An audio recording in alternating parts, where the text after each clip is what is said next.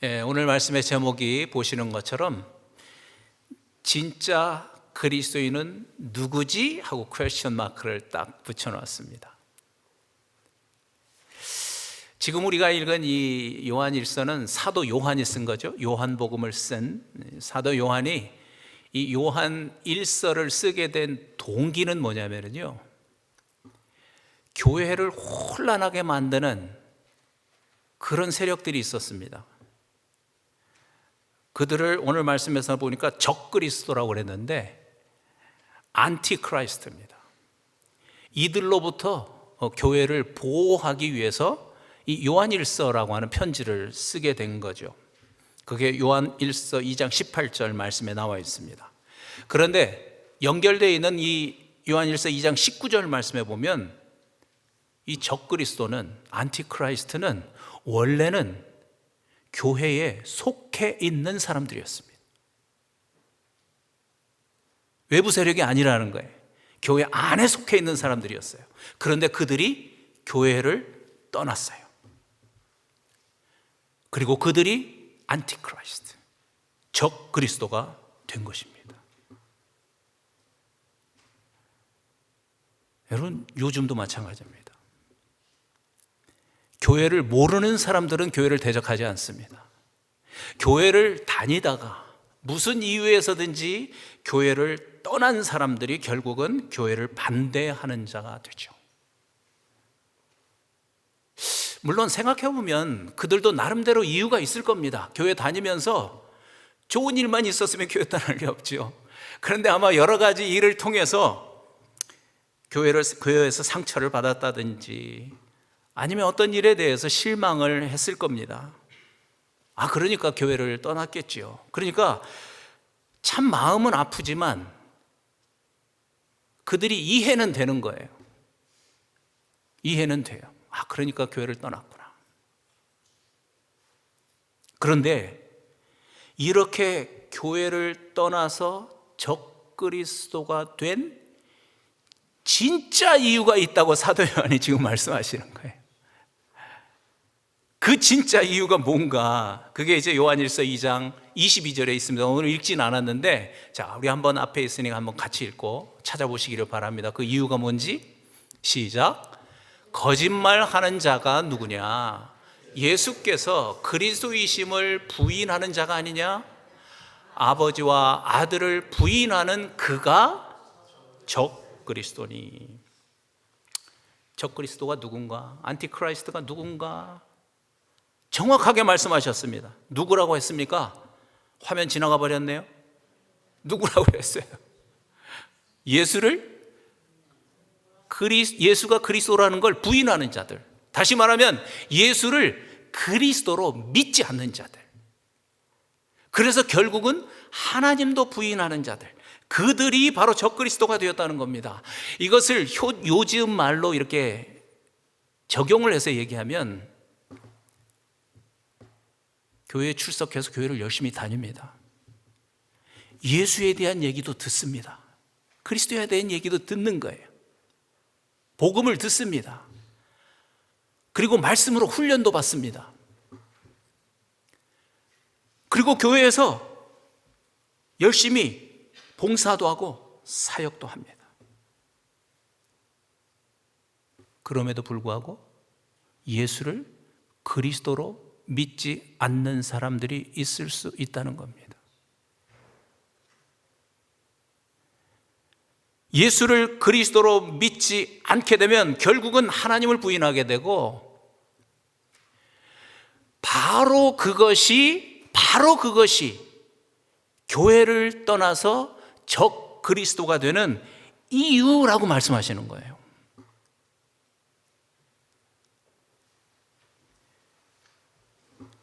그러니까 여러분, 교회를 떠나게 되는 여러 가지 이유가 있을 수 있어요. 앞에서 말씀드린 것처럼 여러 가지 사건을 통해서 상처도 받고 이렇게 해서 교회를 떠날 수 있어요. 그래서 이해도 돼요. 그러나 교회를 떠나게 되는 진짜 이유는 뭐냐? 예수를 그리스도로 믿지 않기 때문이라는 거예요.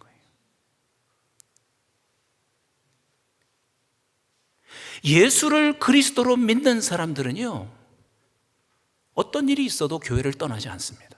물론 뭐 이사를 간다거나 아니면 정말 내가 다녔던 교회가 뭔가 마음에 안 들어서 교회를 옮길 수는 있겠죠. 그럴 수는 있습니다. 그러나 교회를 떠나지는 않는다는 거예요. 지난주에 말씀 우리가 나눈 것처럼 교회는 그리스도의 몸이고 우리는 거기에 붙어있는 지체들이잖아요. 손과 발, 눈, 코, 입. 그런데 어떻게 이 지체가 몸을 떠나서 살겠다고 생각하겠어요? 그런 일이 있을 수가 없는 거예요. 그러니까 뭐 잠시 교회를 쉴 수도 있고 그럴 수는 있겠지만 교회를 떠나지는 않습니다.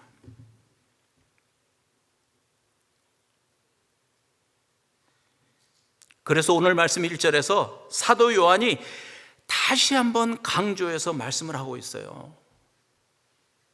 누가 하나님께로부터 난 자냐? 누가 하나님의 자녀냐? 오늘 말씀의 제목처럼 누가 진짜 그리스도인이냐?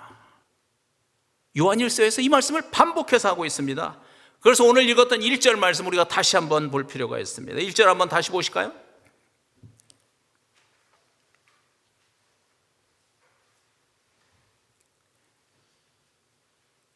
같이 하시겠습니다. 시작. 예수께서 그리스도이심을 믿는 자마다 하나님께로부터 난 자니 또한 낳으신 이를 사랑하는 자마다 그에게서 난 자를 사랑하느니라. 어떻게 보면 너무 당연한 말씀을 하고 계시는 것 같아요. 예수께서 그리스도이심을 믿는 자마다 하나님의 자녀라는 거예요. 그러니까 예수께서 그리스도이심을 믿는 자가 그리스도인이라는 거예요. 아니, 너무 당연하죠. 너무나 당연한 말씀을 지금 하고 계시는 거예요. 그런데 사도 요한이 제가 쭉 읽어보니까 이 말씀을 반복해서 지금 하고 있어요. 왜 그럴까요?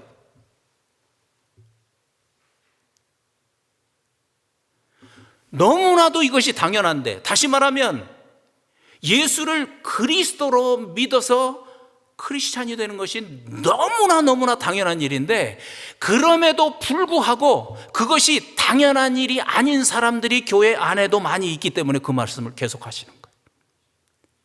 그래서 결국은 교회를 떠나서 적그리스도가 되었다는 거예요. 무슨 말인지 이해가 되시죠?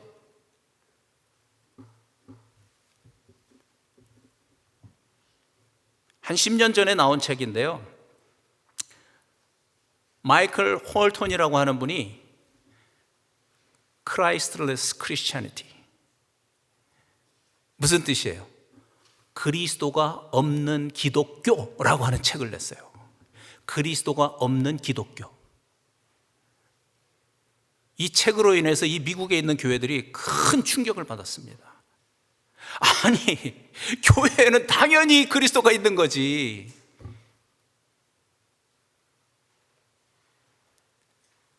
그런데 그렇지 않다는 거예요, 이분은. 그래서 이분의 책에 보면 이런 말이 있어요. 사탄이 한 도시를 완전히 장악하면 어떤 모습일까? 여러분도 한번 생각해 보세요. 사탄이 한 도시를 완전히 장악해버리면 그 도시 안에서 무슨 일이 일어날까요? 지금 전쟁이 일어났죠? 그럼 비참한 일들이 일어날까요? 그런데 이분은 이렇게 얘기하세요. 사탄이 완전히 한 도시를 장악하면 저주도 악담도 사라질 것이다. 이거 거꾸로 얘기하는 거 아닌가? 사람들은 공손하게 말할 것이다. 그리고 교회는 매주일 차고 넘칠 것이다.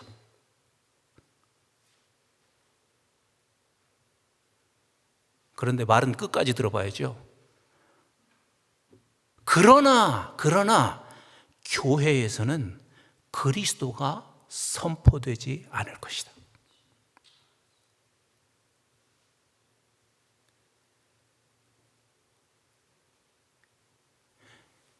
이게 바로 사탄이 한 도시를 장악해 버렸다고 하는 증거라는 거예요.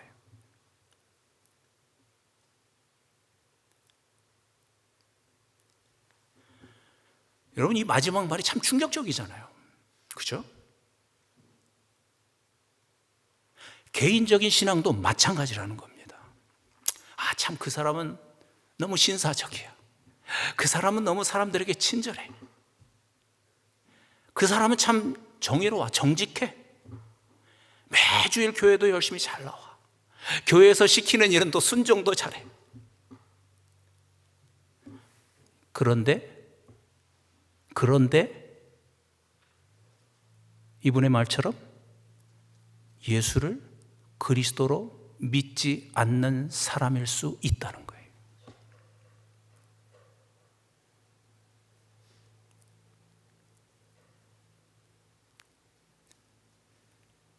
그런 사람이 교회 안에 있을 수 있다는 겁니다.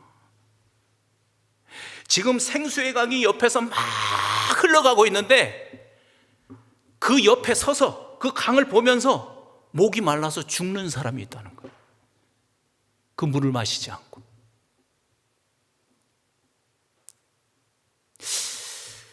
왜 이런 일이 일어나는가? 왜?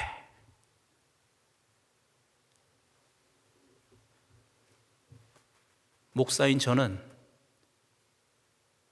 제 믿음뿐만 아니라 왜 교회 안에 이런 성도가 있을 수밖에 없는가? 이 부분에 대해서 정말 고민을 많이 했습니다. 많은 고민을 했습니다. 그런데 저는 10년 전에 부활 복음을 만나고 나서 왜 이런 문제가 생기는지를 정확하게 알게 되었습니다.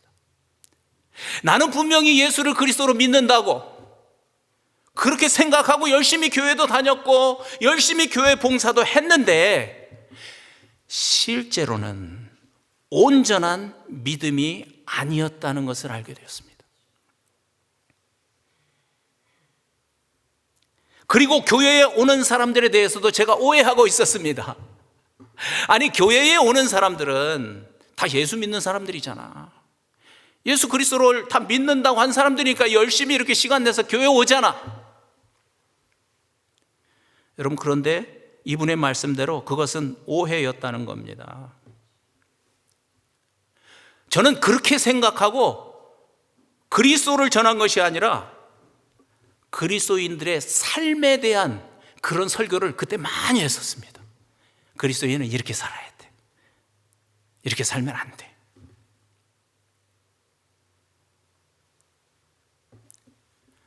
이 마이클 홀턴이 말씀하신 대로 복음을 증거한 것이 아니라 그리스도가 없는 교훈적인 설교가 저의 설교의 대부분이었습니다.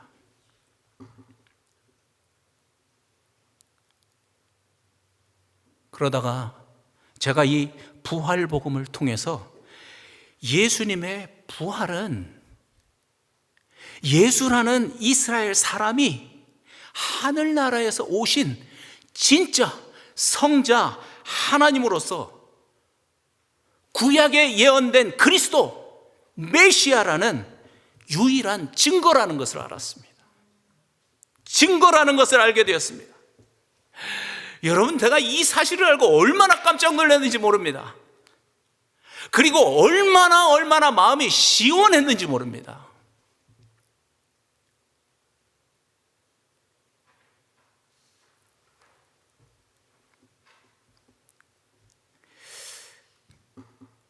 마태복음 12장 39절 40절에서 예수님이 살아계실 때 이렇게 하셨죠. 이런 말씀을 하셨죠. 예수께서 대답하여 이르시되 악하고 음란한 세대가 표적을 구하나 선지자 요나의 표적 밖에는 보일 표적이 없느니라. 요나가 밤낮 사흘 동안 큰 물고기 뱃속에 있었던 것 같이 인자도 밤낮 사흘 동안 땅속에 있으리라. 예수님께서 많은 표적을 행하셨죠. 대표적인 것이 물이 변하여 포도주가 되게 하셨습니다. 떡 5개 물고기 2마리로 5,000명을 먹이시는 그런 기적도 행하셨죠. 무리를 걸으시기도 하고요. 많은 병자들을 고치시고 귀신을 쫓아내는 그런 기적들을 행하셨습니다. 그런데 예수님 말씀하시는 거예요. 조금 전 말씀처럼 내가 하늘나라에서 온 성자 하나님으로서 너희의 그리스도라고 하는 표적은 요나의 표적 밖에는 없어. 요나의 표적이 뭐예요? 요나가 물고기 뱃속에 3일 동안 있다가 살아난 것처럼 예수님이 땅속에 3일 동안 있다가 살아날 부활을 말씀하신 것이죠. 부활 밖에는 없어 라고 예수님이 이렇게 말씀하신 것입니다.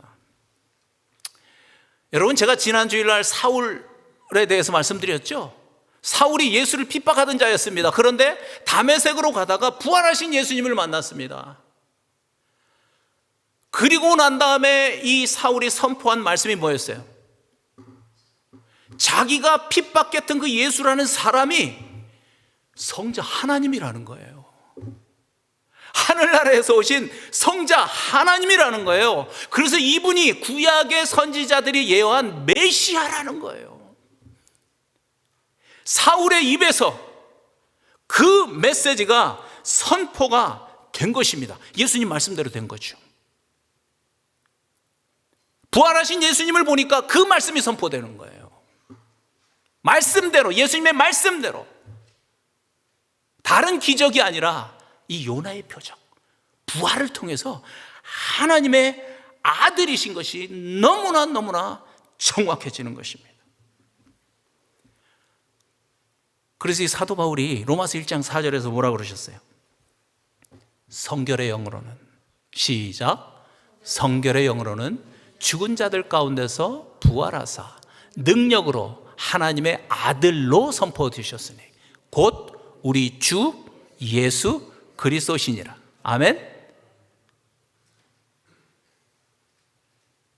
여러분, 예수님은요 부활하셔서 하나님의 성자 하나님이 된 게 아니고요, 원래부터 예수님은 태초 이전부터 계신 분입니다. 성자 하나님으로서 태초부터 계신 분입니다. 그분은 원래 우리의 하나님이시고, 원래부터 그분은 우리의 주님이시고, 원래부터 우리의 왕이십니다. 그런데 그게 언제 세상 가운데 드러났어요? 언제 드러났어요? 네. 성경의 예언대로, 또 당신 자신이 말씀하신 그대로 부활을 통해서 바로 이분이 그분이라는 것이 확실하게 드러난 것입니다. 증명을 하신 것입니다.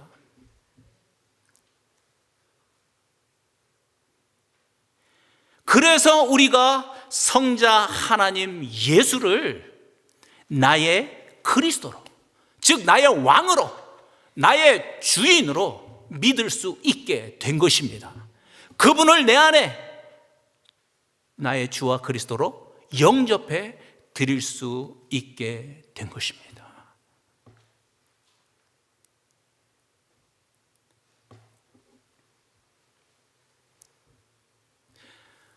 여러분, 이 복음의 차이를 알아야 합니다. 제 자신의 신앙에 대해서도 말씀드렸지만 제자들도 보십시오. 신약 성경을 잘 읽어보면요, 제자들이 예수님을 믿었어요. 예수님 하나님의 아들이라고 믿었어요. 그러니까 자기 재산 다 버리고 식구 다 버리고 예수님 쫓아다닌 거 아니겠어요? 믿었다니까요. 그런데 그 믿음하고 예수님이 부활하신 후에 믿은 그 믿음하고 같은 믿음이 아니었어요. 그 전의 믿음은 십자가에서 예수님이 고난당하니까 도망가는 믿음이었어요.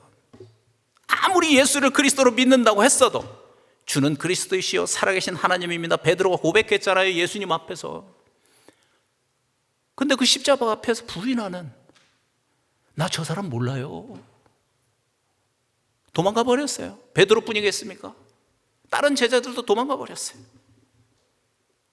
그런데 부활하신 후에 이분이 부활하신 걸 보니까 진짜 하나님의 아들이시구나, 성자 하나님이시구나, 이게 정확해지니까 죽는 곳까지 가잖아요. 다 순교당했잖아요. 다른 거예요. 달라요. 증거를 가지고 믿는 믿음하고 그냥 믿는 믿음이 이렇게 다른 거예요.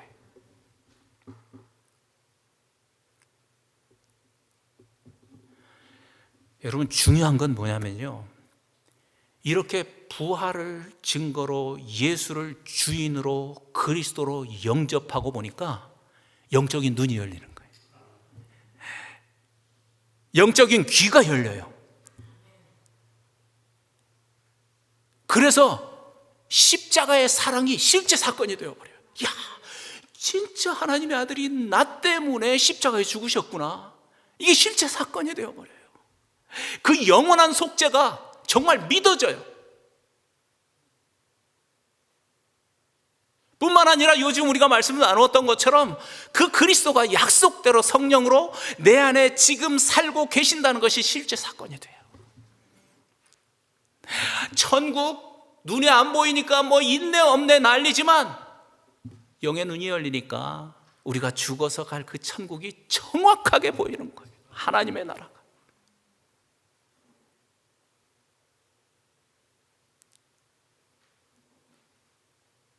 그래서 일부러 죽을 필요는 없겠지만 죽음이 두렵지 않아요. 정말 누군가 돌아가셨다고 하면 인간적인 섭섭함은 분명히 있지만, 그래서 우리가 눈물을 흘리기도 하지만 궁극적으로는 기쁨이죠. 그래서 천국 환송 예배라고 그렇게 예배 이름을 붙이잖아요. 잔치죠, 잔치. 무엇보다도 예수님이 내 안에 주인으로 들어오시면 하나님의 모든 말씀이 믿어지고 실제가 된다는 것입니다. 중요한 건 이게 무엇으로부터 시작되었다고요?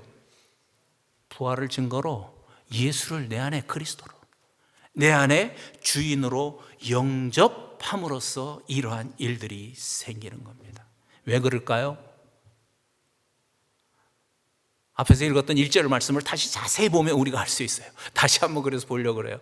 찾아보세요. 왜 그런가? 시작. 예수께서 그리스도이심을 믿는 자마다 하나님께로부터 난자니. 왜 그럴까요? 하나님께로부터 난자니. 예수를 그리스도로 믿음으로써, 예수를 그리스도로 내 안에 영접함으로 인해서 우리는 하나님의 자녀로 다시 태어난 것입니다. 할렐루야. 이것이 바로 거듭남입니다. 다시 태어났기 때문에 눈이 열리는 겁니다. 다시 태어났기 때문에 귀가 열리는 겁니다. 다시 태어났기 때문에 그 이전에 육체로만 있을 때 알지 못했던 그 하나님의 비밀을 아는 자가 되어진 것입니다.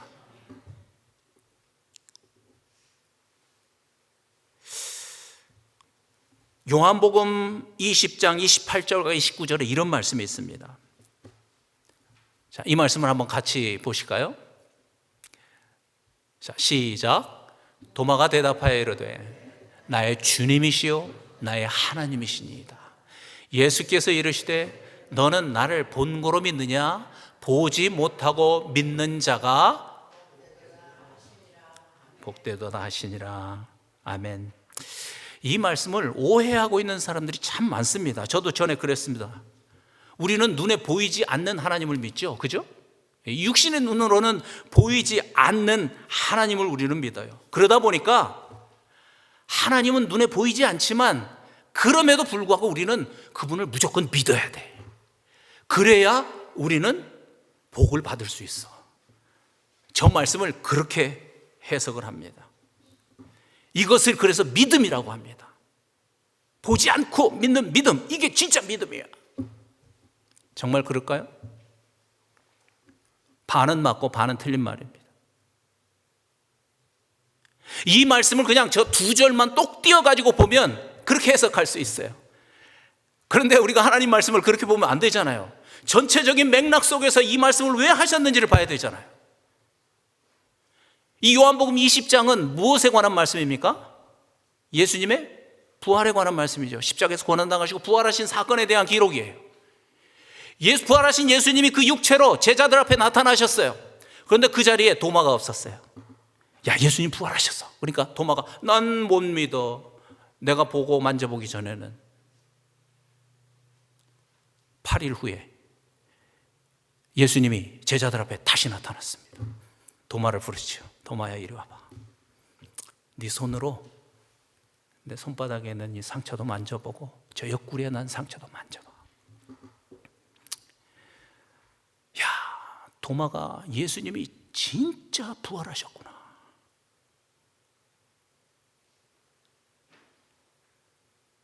그것을 알고 그 앞에 그냥 엎드려서 소리 지르죠.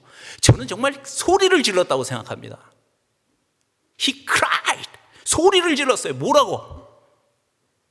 와, 당신이 정말 나의 주님이시고 당신이 정말 나의 하나님이시군요. 이건 정말 엄청난 고백인 거예요. 그 고백을 들으시고 예수님이 하신 말씀이에요. 뭐라고? 도마야, 너는 나를 본고로 믿느냐? 나를 보지 못하고 믿는 자가 복되다. 그 말을 그 맥락 속에서 하신 거예요. 그러니까 이 말을 다시 해석해 보면 무슨 말이냐면, 도마야, 너는 부활한 나의 몸을 네 눈으로 보고 나서 내가 너의 주인이고 내가 너의 하나님이라는 것을 믿었느냐? 그러나 이 육신적인 눈으로 부활하신 나의 몸을 보지 않고도 부활을 실제로 믿는 자들,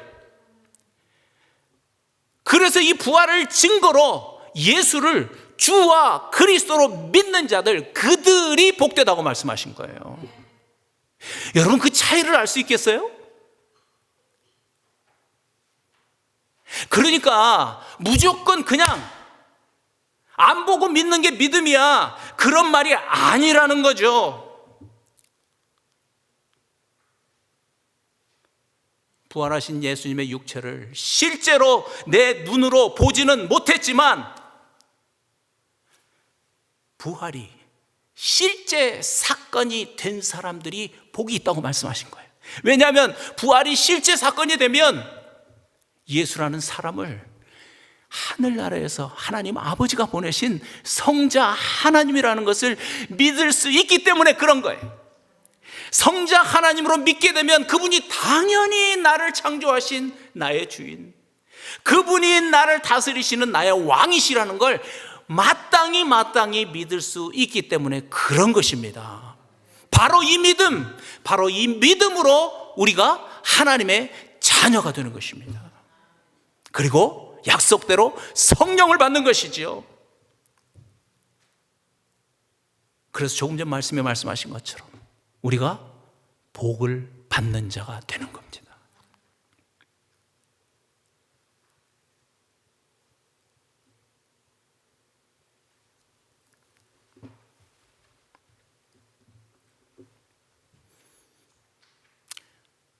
여러분, 이 복을 누리고 계십니까?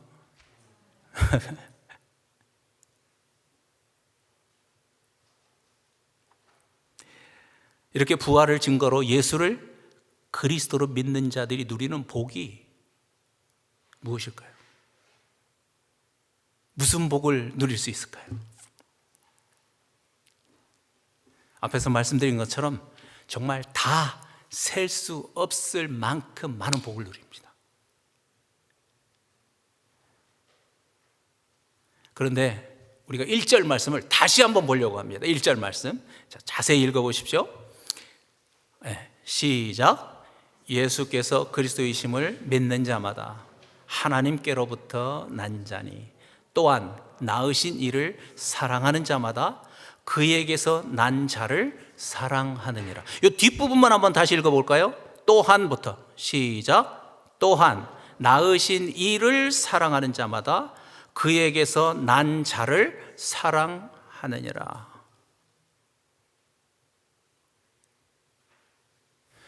우리가 예수를 그리스도로 믿고 하나님의 자녀가 되면 나를 구원하신 그 하나님을 사랑하는 자가 됩니다. 그런데 그 결과로 또 무슨 일이 있대요? 나처럼 하나님께서 낳으신 그 사람들을 내가 사랑하는 자가 되어진다는 거예요. 여러분, 좀 이해가 되세요? 예수를 그리스도로 믿어서 하나님의 자녀가 되면 무슨 복을 받습니까? 사랑하는 자가 되어지는 겁니다.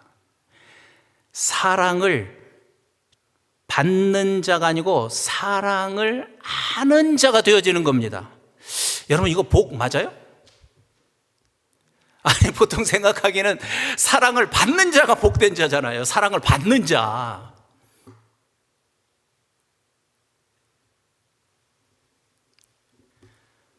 그런데 여러분, 잘 생각해 보세요.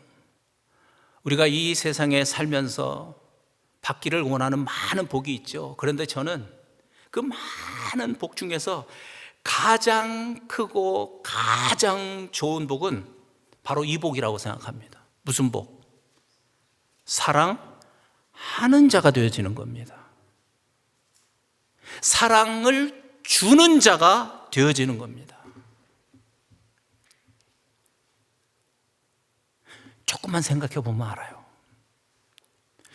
이 마음의 상처를 쉽게 받는 사람들 있죠. 그런 사람들을 가만 살펴보세요. 대부분은 자기는 당연히 사랑을 받을 자라고 생각하는 사람들입니다. 자기는 당연히 섬김을 받을 자라고 생각하는 사람. 그런 사람들에게는 아무리 사랑이 부어져도 만족이 없어요. 그러다 누군가가 자기를 사랑하지 않는다고 생각하면 상처를 확 받아버려요. 왜 나를 사랑하지 않는 거야? 왜 나를 섬기지 않는 거야?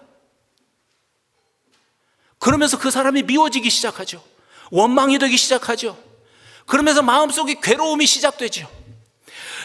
여러분, 이 삶의 그런 불행은 바로 여기서부터 시작되는 겁니다. 그런데 반대로 나는 사랑을 하는 자예요. 나는 다른 사람에게 사랑을 주는 것이 마땅한 자야 라고 생각하는 사람들은, 그렇게 믿는 사람들은 이런 것들로부터 자유를 누립니다. 그래서 항상 마음속에 평강이 있습니다.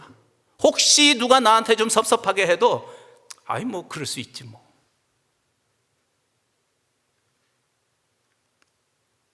이런 평강과 이런 기쁨은요, 돈으로 살 수 없습니다. 이런 평강과 이런 기쁨은 공부를 많이 했다고 가질 수 있는 것도 아닙니다. 이런 평강과 기쁨은 사람의 노력으로 가질 수 있는 것이 아닙니다. 말씀드린 것처럼 사랑받는 자가 아니라 사랑하는 자가 되어질 때 이러한 행복과 마음의 기쁨을 누리는 자가 되는 겁니다. 동의가 되시면 아멘 해보세요. 네. 그런데 문제는 우리 사람은 우리가 잘 아는 것처럼 본성적으로 사랑받기를 좋아합니다. 본성적으로 사랑받기를 좋아합니다. 아예 그것이 몸에 박혀 있어요. 언제부터 박혔을까요?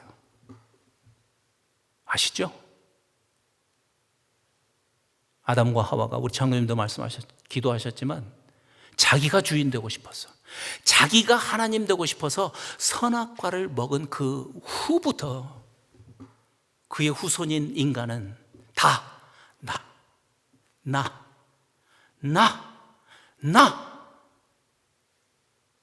자기 중심적인 존재가 되어 버렸다는 것입니다.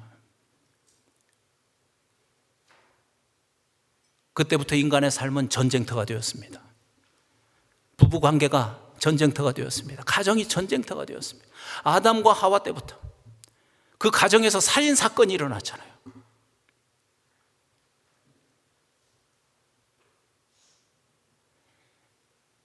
작게는 가정으로부터 시작해서 교회, 사회, 사람들이 속해 있는 곳에는 끊임없이 분열과 끊임없는 그런 분열로 인한 고통 가득 차 있죠.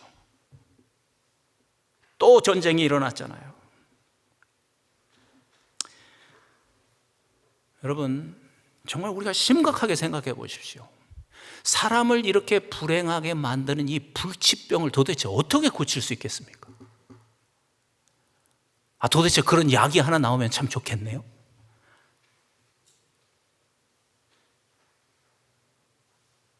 한 가지 방법밖에는 없습니다. 주인을 바꾸는 겁니다.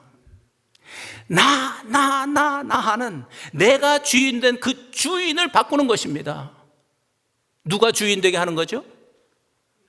예수 그리스도가 주인 되게 하시는 것입니다. 하나님이 나의 주인 되게 하는 것입니다. 그 방법 밖에는 없습니다. 여러분, 그래서 저는 하나님께서 이 부활을 증거로 주셨다는 게 얼마나 감사한지 모르겠습니다.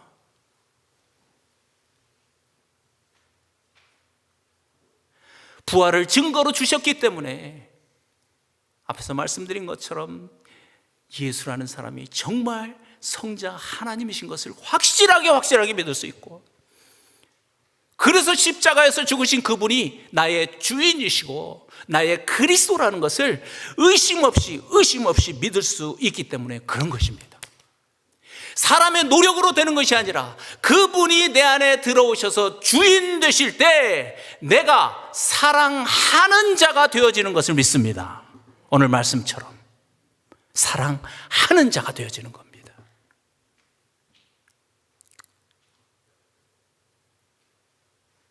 여러분, 남편을 진심으로 사랑합니까? 아내를 진심으로 사랑합니까?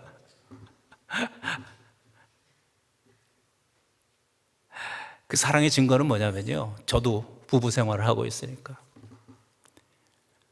진짜 사랑하게 되니까요, 전에는 어떤 얘기를 들으면 마음에 팍 꽂혀가지고 또 저런 얘기에 상처가 돼요.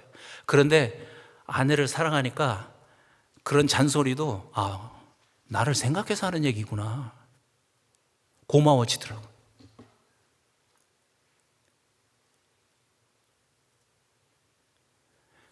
부부 관계뿐만이 아니죠. 부모와 자녀 관계도 마찬가지입니다.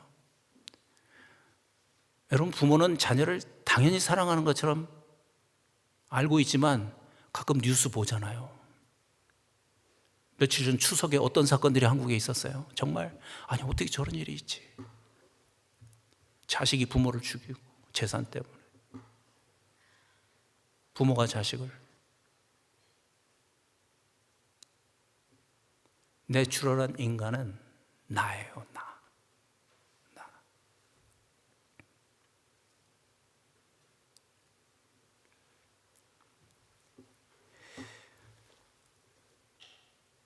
주인을 바꿀 때 진심으로 아내를 사랑하는 자가 됩니다. 주인을 바꿀 때 진심으로 남편을 사랑하는 자가 됩니다.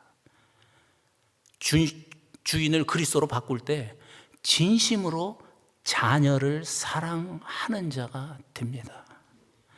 주인을 바꿀 때 진심으로 교회 안에서 형제 자매를 사랑하는 자가 되어집니다. 바로 이것이 우리가 이 세상에서 받을 수 있는 최고의 복인 것을 믿습니다. 복이죠. 이처럼 큰 복은 없죠.